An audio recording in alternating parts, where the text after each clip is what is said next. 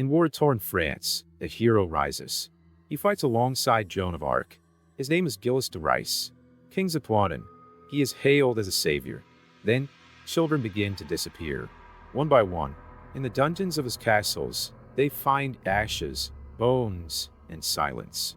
He was the Marshal of France. He was accused of witchcraft, ritual murder, and demonic dealings. It's more than just a horror story. It's a mirror that shows us the fear of power, injustice, and the truth itself. Are you a hero, a monster, or a victim? The truth is more terrifying than any legend. In the shadowed corridors of medieval France, where honor and horror walked hand in hand, lived the man whose name would echo for centuries as both hero and monster. Gilles stands as one of history's most perplexing figures.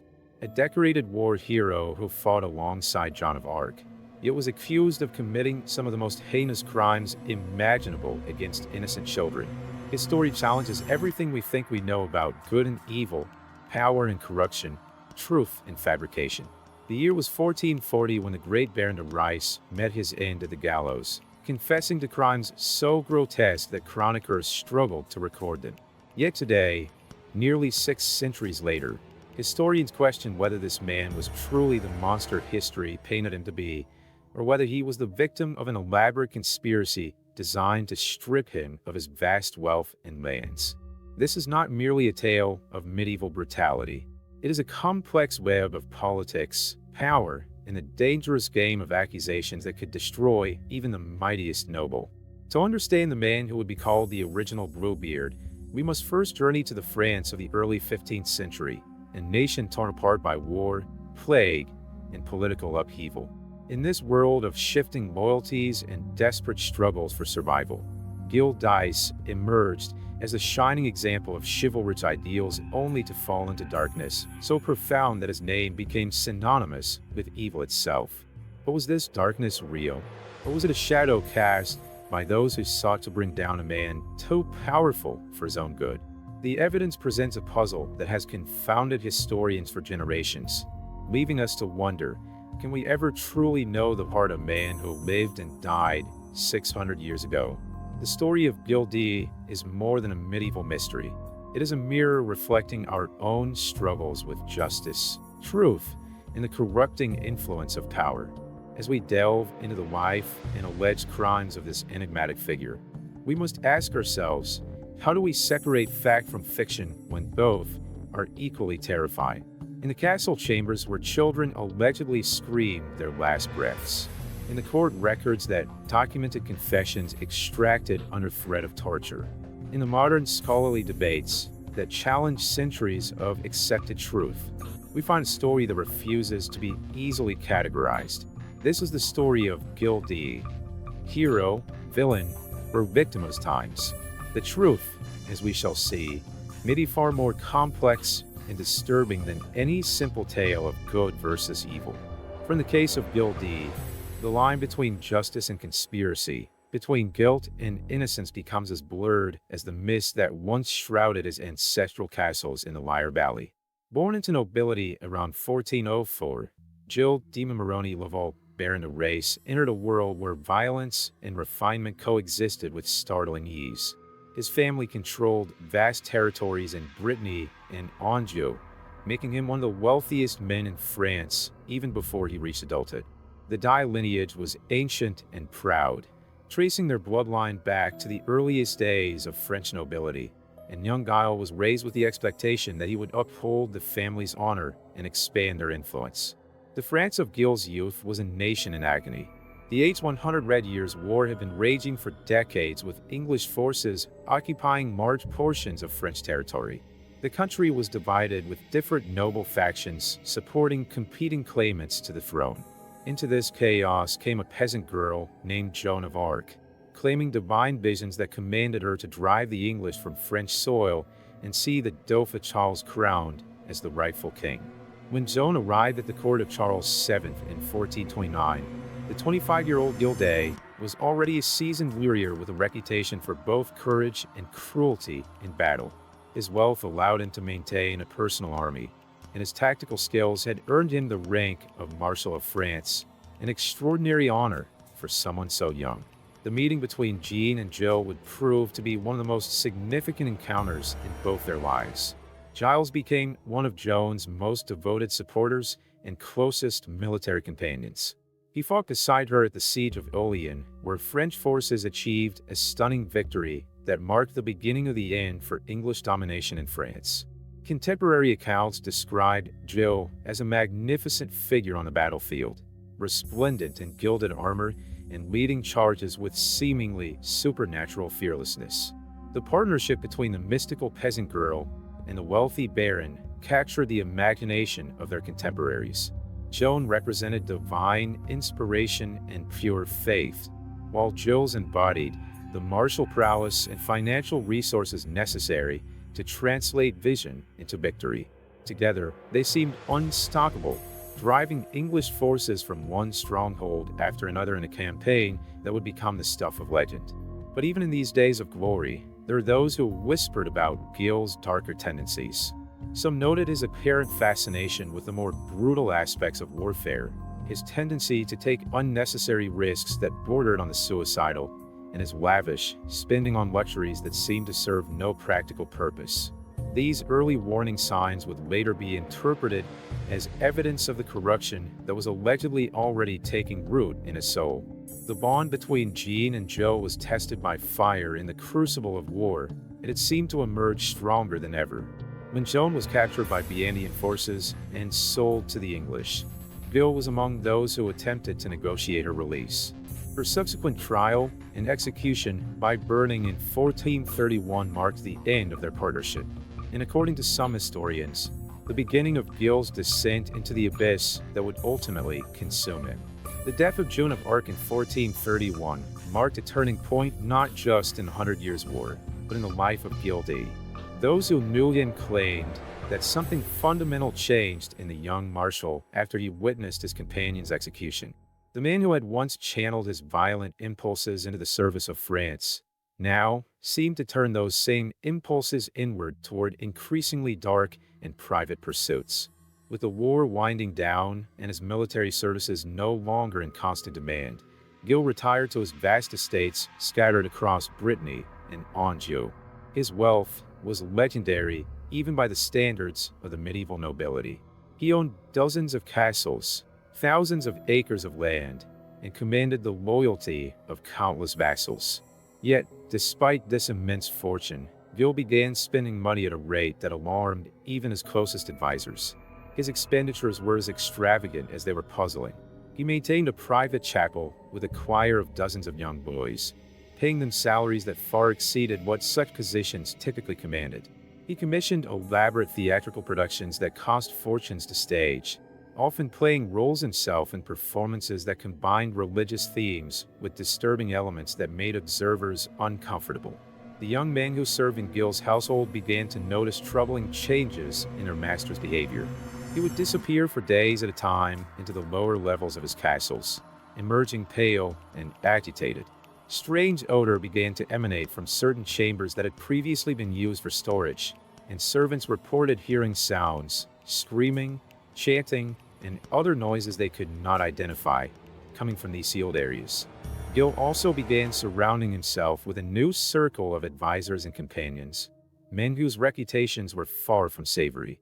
Chief among these was Francesco Prelati, an Italian cleric who claimed expertise in alchemy and the occult arts. Prelati convinced Jill that his financial troubles could be solved through the summoning of demons who would provide unlimited gold in exchange for certain services. The transformation was not immediate, but rather a gradual erosion of the moral foundations that had once guided the hero of Orleans. Servants noticed that Jill became increasingly interested in children, particularly young boys between the ages of 6 and 18. He would send his agents throughout the countryside to recruit these children for his household, ostensibly as pages or choir members, but many of these children were never seen again. Local families began to whisper among themselves about the disappearances. A blacksmith's son vanished after being invited to serve in the baron's household.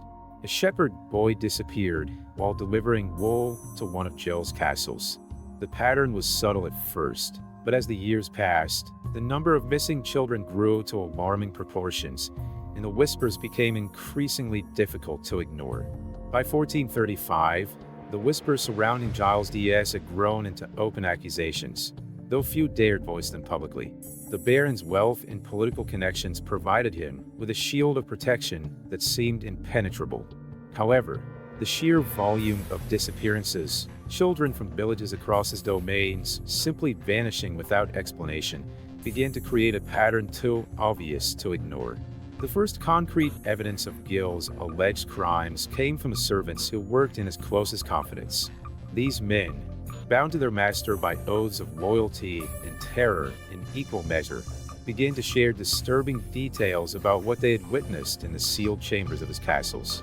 They spoke of rooms fitted with special drainage systems, of furnaces that burned at all hours, and of their master's increasing obsession with blood and death.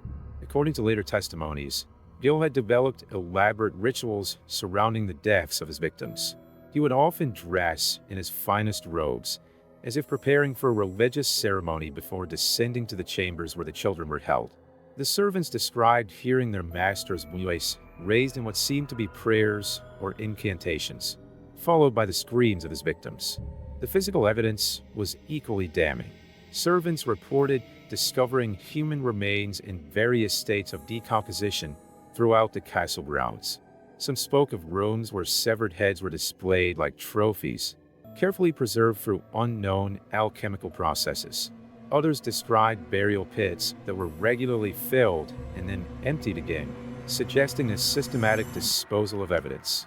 Francesco Pilati, the Italian cleric who had become Giles' closest advisor, allegedly encouraged these activities as necessary components of the demon-summoning rituals they were attempting. Under his influence, Giles came to believe that the blood of innocence was required to compel supernatural entities to appear and grant his wishes for unlimited wealth and power.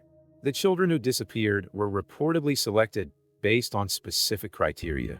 G seemed to prefer boys who were particularly beautiful or who possessed what he considered pure souls. They would be lured to his castles with promises of employment, education, or other opportunities that would seem attractive to families struggling with poverty.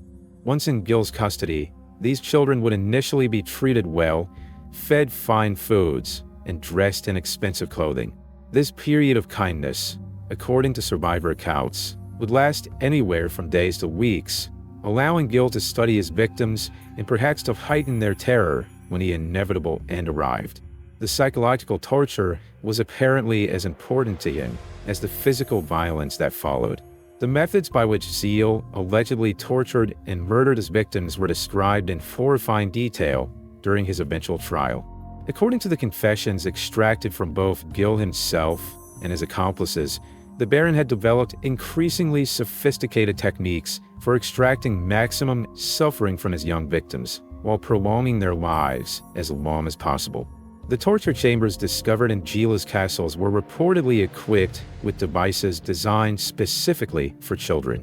Smaller versions of traditional medieval torture instruments had been crafted to accommodate the bodies of victims ranging from 6 to 18 years of age. Iron hooks, heated brands, and cutting instruments were arranged with the precision of a physician's tools, suggesting that Guile approached his dark work with the same methodical care he had once applied to military campaigns. Witnesses described how Gil would often begin his sessions by simply talking to the children, asking about their families and their dreams for the future. This psychological component seemed to be crucial to his enjoyment of the process. He wanted his victims to understand what was about to happen to them, to experience the full weight of their hopelessness before the physical torture began. The actual methods of killing varied according to Sheila's mood and the specific requirements of whatever ritual he believed he was performing. Some children were strangled slowly while Sheila washed their faces. Others were bled to death through carefully placed cuts designed to drain their blood into ceremonial vessels. The most disturbing accounts described how Jill would sometimes prolong the agony for hours or even days, keeping his victims alive through a combination of medical knowledge and sheer willpower. The preservation of body parts, particularly heads, was apparently another crucial element of Gil's practices. Servants described rooms where dozens of severed heads were displayed on shelves, some fresh, and others mummified for processes that Jess had learned from his occult studies. He would reportedly spend hours in these chambers, speaking to the preserved remains as if they could still hear and respond to him. The disposal of evidence was handled with military precision. Bodies were dismembered and burned in specially constructed furnaces, with the ashes scattered across the castle grounds were dumped into nearby rivers. Gao maintained detailed records of his activities, keeping a kind of ledger that tracked the number of victims, their physical characteristics, and the specific manner of their deaths. Perhaps most chilling was the testimony that Jill seemed to derive genuine pleasure from his actions. Witnesses described hearing him laugh during the torture sessions, and several accounts mention his habit of kissing and caressing the severed heads of his victims while speaking to them in tender, loving tones as if they were still alive and could appreciate his affection. For 8 long years, from 1432 to 1440, Gildy allegedly continued his systematic murder of children while maintaining his public facade as a respected nobleman. His wealth and political connections provided him with protection from investigation. Even as the number of missing children in his territories grew to staggering proportions, local authorities, when they received complaints from grieving parents, found themselves powerless to act against someone of Ghost's status and influence. The Baron's financial resources allowed him to maintain a network of accomplices who helped him procure victims and dispose of evidence. These men, bound to their master through a combination of loyalty, fear, and complicity in his crimes, formed an effective barrier between Gills and the outside world. They would travel throughout the countryside, identifying potential victims and luring them to the Baron's castles with promises that their families could not afford to refuse. During this period, Giles also maintained his interest in the occult arts, continuing to work with Francesco Prelati and other practitioners in attempts to summon demons and achieve supernatural power. These rituals required an ever-increasing supply of innocent blood, was provided a theological justification for the murders that might otherwise have seemed purely sadistic. The scale of the operation was breathtaking in its scope and organization. Estimates suggest that as many as 800 children may have disappeared in the territories under Giles' control during this 8-year period. While not all of these disappearances can be directly attributed to the Baron, the sheer number represents a demographic catastrophe that should have attracted immediate attention from higher authorities. Yet the feudal system that governed medieval France worked to Gilles' advantage. Local lords were essentially autonomous within their own territories, and the central royal authority had neither the resources nor the inclination to investigate crimes committed by one of their most powerful vassals. The king owed Giles a debt of gratitude for his service during the war against England, and this relationship provided additional protection against inquiry. The families of the missing children found themselves in an impossible situation. To accuse a marshal of France of murder was tantamount to treason. Yet their grief and desperation drove some to seek justice through whatever means were available to them. A few brave souls attempted to bring their concerns to religious authorities, hoping that the church might have the power to investigate where secular authorities would not. These attempts at seeking justice were systematically frustrated by Gilles' influence and the general unwillingness of authorities to believe such accusations against a war hero. The Baron's reputation as a companion of Joan of Arc provided him with a kind of moral armor that deflected suspicion even in the face of mounting evidence. The psychological toll on the communities under Gilles' control was enormous. Parents began keeping their children close to home, refusing to let them travel alone or accept employment opportunities that would take them far from family protection. The very social fabric of rural life was disrupted by the fear that any interaction with the Baron's representatives might result in the permanent loss of child.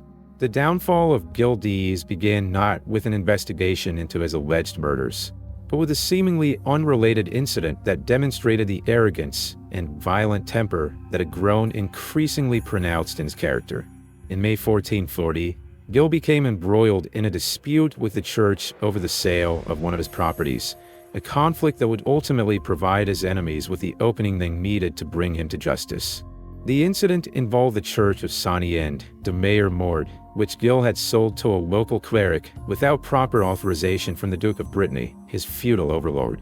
When church officials attempted to take possession of the property, Gurr responded with characteristic violence, leading an armed band to forcibly eject the priest and his supporters from the building. This assault on church property and personnel provided the Duke with a legal pretext to move against his increasingly troublesome vassal.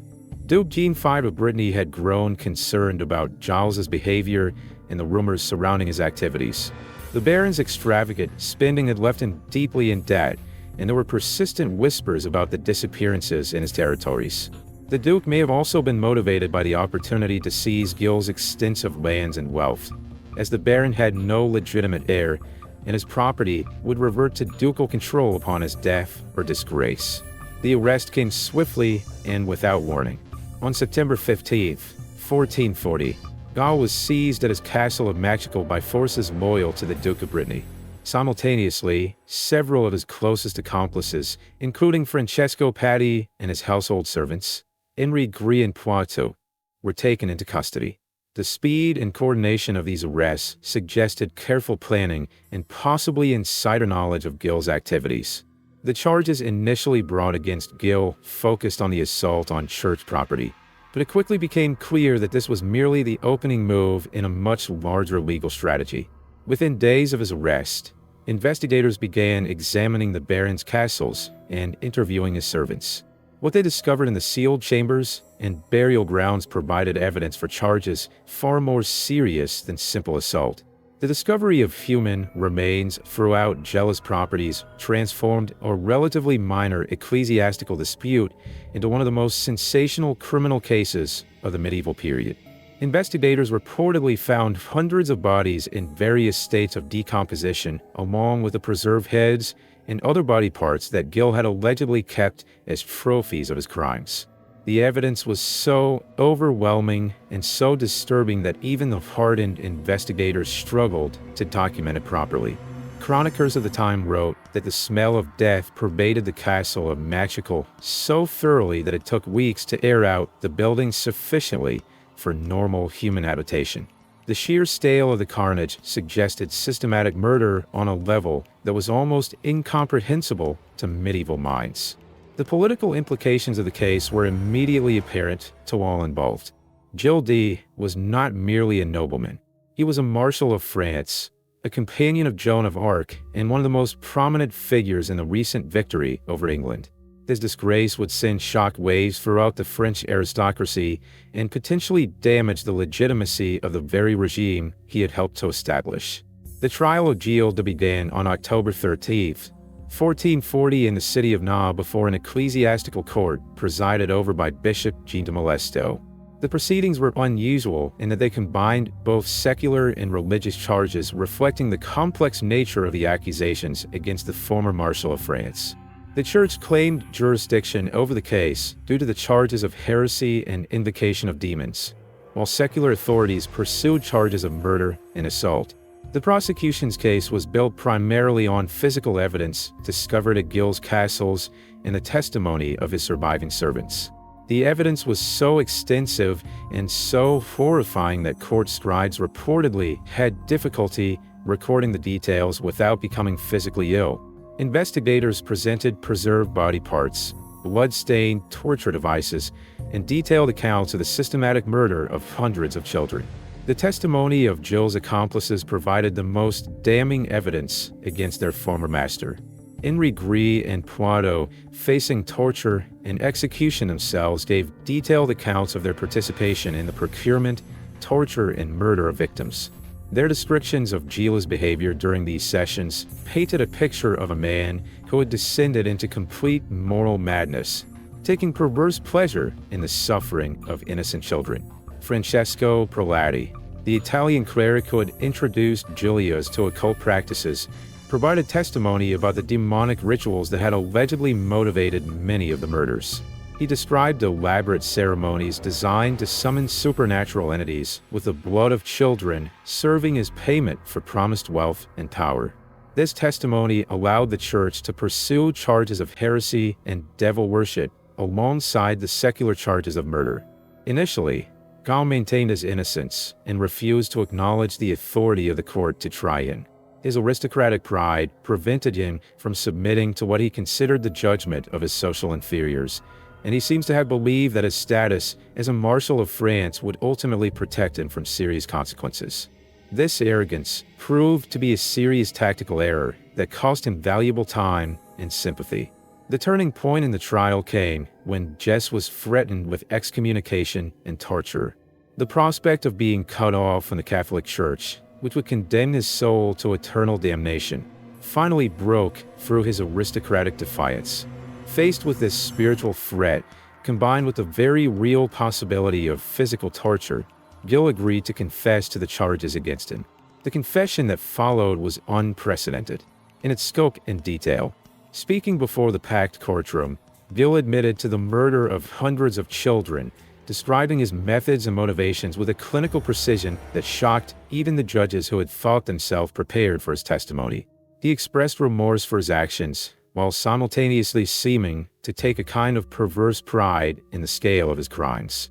The confession included detailed descriptions of specific murders, the locations where bodies had been disposed of, and the elaborate rituals that had preceded many of the killings. Gil also implicated his accomplices, confirming much of the testimony that had already been given against him, while adding new details that further demonstrated the systematic nature of his alleged crimes. The detailed confession of Gil de Ries stands as one of the most disturbing documents to survive from the medieval period. Speaking in a clear, steady voice that betrayed no emotion, the former Marshal of France methodically described crimes so heinous that many in the courtroom wept openly as they listened to his words. His account was remarkable not only for its horrifying content, but also for the clinical precision with which he described his methods and motivations. Gil began his confession by acknowledging his debt to Francesco Prelati and the influence that the Italian cleric had exercised over his actions. He described how Prelati had convinced him that demonic forces could be summoned to restore his depleted fortune, but that these entities required payment in the form of innocent blood. What had begun as an attempt to solve his financial problems had gradually evolved into an obsession with the act of killing itself. The confession included detailed descriptions of how victims were selected and procured. Gil admitted to sending his agents throughout his territories to identify suitable children, usually boys between the ages of 6 and 18, who possessed what he considered exceptional beauty or purity of soul. These agents would approach desperate families with offers of employment or education for their children, promises that the parents found impossible to refuse given their economic circumstances. Once the children were brought to his castles, Gil described a pattern of behavior that combined kindness with psychological torture. He would initially treat his victims well, providing them with fine food and clothing while explaining that they were privileged to serve his household. This period of apparent benevolence would last for days or weeks, during which Gil would study his victims and plan the specific manner of their deaths. The actual murders were described in horrifying detail that court scribes struggled to record accurately. Gil spoke of his preference for manual strangulation, as it allowed him to watch the life drain from his victim's eyes while maintaining physical contact with them throughout the process.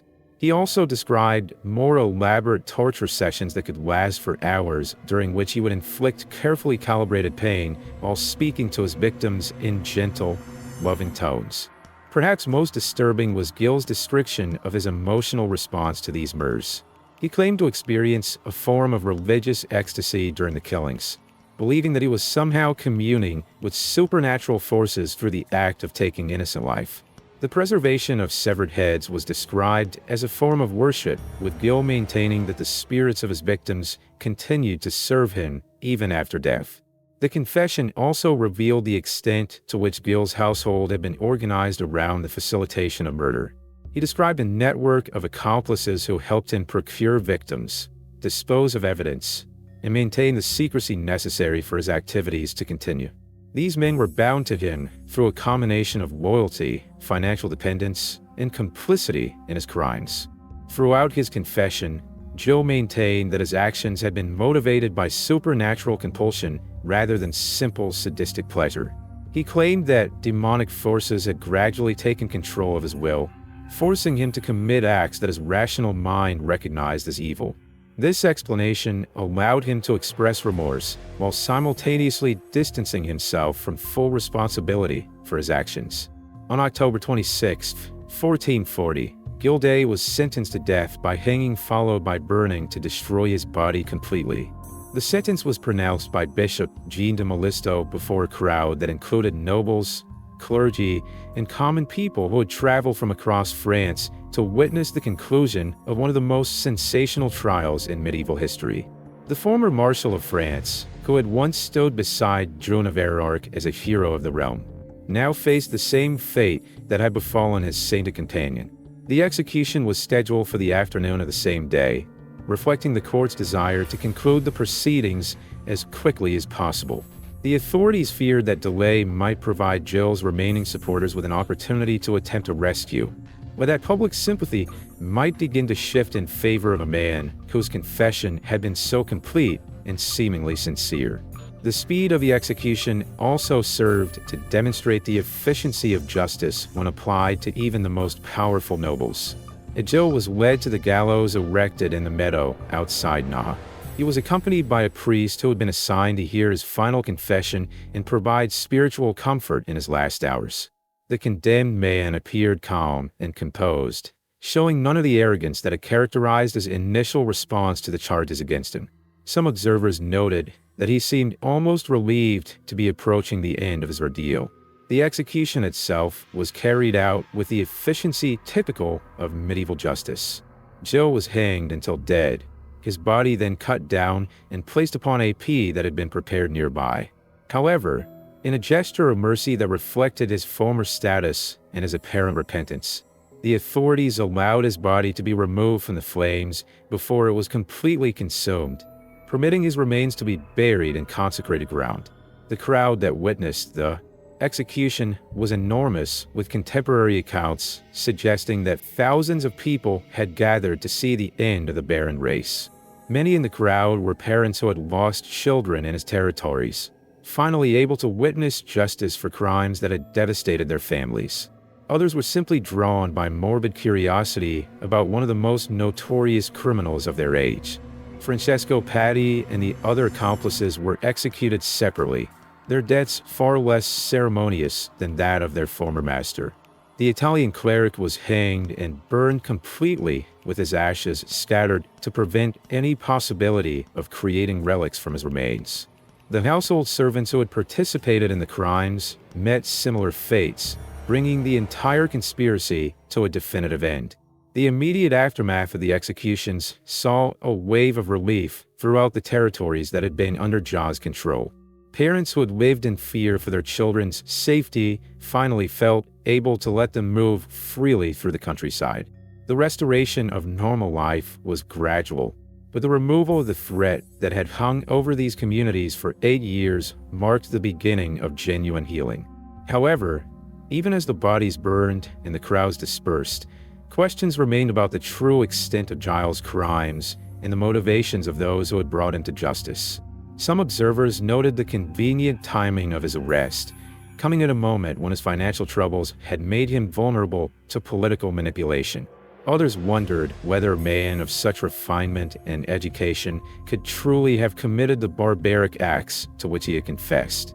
In the centuries following the execution of Gilday, his case became a touchstone for discussions about the nature of evil, the reliability of medieval justice, and the dangers of concentrating too much power in the hands of any individual.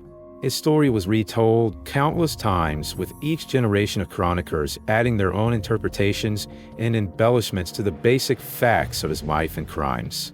The immediate historical impact of the case was profound, sending shockwaves through the French aristocracy and establishing new precedents for the prosecution of nobles accused of serious crimes. The fact that even a Marshal of France could be brought to justice demonstrated that no one was above the law.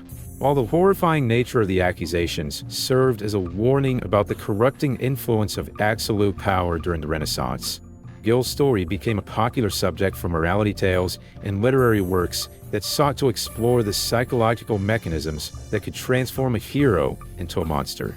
Writers and philosophers used his case to examine questions about the nature of evil, the role of supernatural influence in human behavior, and the relationship between power and moral corruption.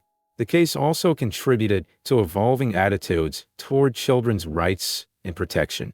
The systematic nature of Sheila's alleged crimes against children helped to establish new legal precedents for prosecuting those who harmed minors. And his story became a powerful argument for the need to protect society's most vulnerable members from predatory adults. However, it was not until the 20th century that serious scholars began to question the historical accuracy of the charges against Gilday. Modern historians armed with new analytical tools and a deeper understanding of medieval legal procedures started to examine the evidence with fresh eyes and reached some startling conclusions about the reliability of the case against the Baron. The first major challenge to the traditional narrative came in 1992 when a group of French historians conducted what they called a modern retrial of Gilday using contemporary legal standards and forensic analysis techniques. They examined the evidence that had been presented during the original trial and found it seriously wanting in several crucial areas. The modern investigation revealed significant problems with the physical evidence that had been used to convict Gil. The locations where bodies had allegedly been discovered were found to be inconsistent with the testimony given at trial, and the methods used to preserve the supposed trophies were anachronistic for the 15th century. Most damning was the discovery that many of the key pieces of evidence had been discovered only after torture had been applied to Gil's servants. The confessions themselves were found to contain internal contradictions and factual errors that suggested they had been coerced rather than freely given. The threat of excommunication and torture that had prompted G to confess was found to constitute duress that would invalidate any confession under modern legal standards. Furthermore, the speed with which the trial had proceeded left little time for the defense to present alternative theories or challenge the prosecution's evidence. Perhaps most significantly, the modern investigation uncovered evidence of a systematic conspiracy to seize Gil's lands and wealth. Documents found in various archives revealed that Duke Jean V of Brittany and other nobles had been planning to move against Gil for months before the incident that provided the pretext for his arrest. The timing of the accusations coincided perfectly with Gil's financial vulnerability, suggesting that his enemies had simply waited for the most opportune moment to strike. The 1992 retrial concluded that while Gilday may indeed have been guilty of some crimes, the evidence presented at his original trial was insufficient to support the massive scale of accusations against him. The historians found it likely that he was the victim of a judicial conspiracy designed to eliminate a powerful rival and seize his property, with the horrifying charges serving as a pretext for what was essentially a political assassination. This modern reassessment of the case has profound implications for our understanding of medieval justice and the reliability of historical sources. It demonstrates how political motivations could corrupt even the most solemn legal proceedings, and how the passage of time could transform a probable injustice into accepted historical fact. The modern reassessment of Gil forces us to confront uncomfortable questions about the nature of historical truth and the reliability of legal proceedings, even in our own time. If one of history's most notorious serial killers may have been the victim of a medieval frame-up, what does this tell us about our ability to distinguish between justice and persecution, between genuine evidence and convenient fabrication? The case serves as a powerful reminder that extraordinary claims require extraordinary evidence, and that the horror of alleged crimes should never excuse shortcuts in the pursuit of justice. The fact that accusations against Gil were so monstrous may have actually worked against a fair trial, as judges and juries found it difficult to believe that such detailed confessions could be false. In our contemporary world, where media sensationalism and social media can rapidly transform accusations into accepted fact, the story of Gilday offers crucial lessons about the importance of due process and the presumption of innocence. The speed with which his trial proceeded, driven by public outrage and political convenience, mirrors troubling patterns we see in modern justice systems under pressure. The question of Gil's guilt or innocence ultimately may be less important than what his case teaches us about power, justice, and the human capacity for both evil and self-deception. Whether he was a monster who preyed upon innocent children or a powerful man destroyed by his enemies' machinations, his story reveals the fragility of the institutions we rely upon to protect us from injustice. The children who disappeared in his territories remained dead, regardless of whether Gil killed them or whether they fell victim to other predators who operated in his shadow. The families who lost their sons and daughters suffered real grief that was not diminished by questions about who was ultimately responsible for their loss. Perhaps the most disturbing possibility raised by the modern reassessment is that the real killers, if they existed, may have escaped justice entirely while Gil faced execution for their crimes. The political conspiracy that may have destroyed an innocent man could have provided perfect cover for genuine predators to continue their activities without fear of discovery. The legacy of Gil Dice extends far beyond the medieval period in which he lived and died. His name became synonymous with child murder and sexual predation, inspiring countless works of fiction and serving as a cautionary tale about the corrupting influence of power. Yet, if he was innocent of the crimes for which he died, then his legacy represents one of history's greatest miscarriages of justice. In the end, the story of Gil D, whether hero, monster, or victim, serves as a mirror reflecting our own fears about power, corruption, and the vulnerability of innocence in a world where justice is always imperfect and truth is often more complex than we dare to imagine. His tale forces us to confront the possibility that sometimes the most terrifying monsters are not the individuals accused of heinous crimes, but the systems and institutions we trust to protect us from evil.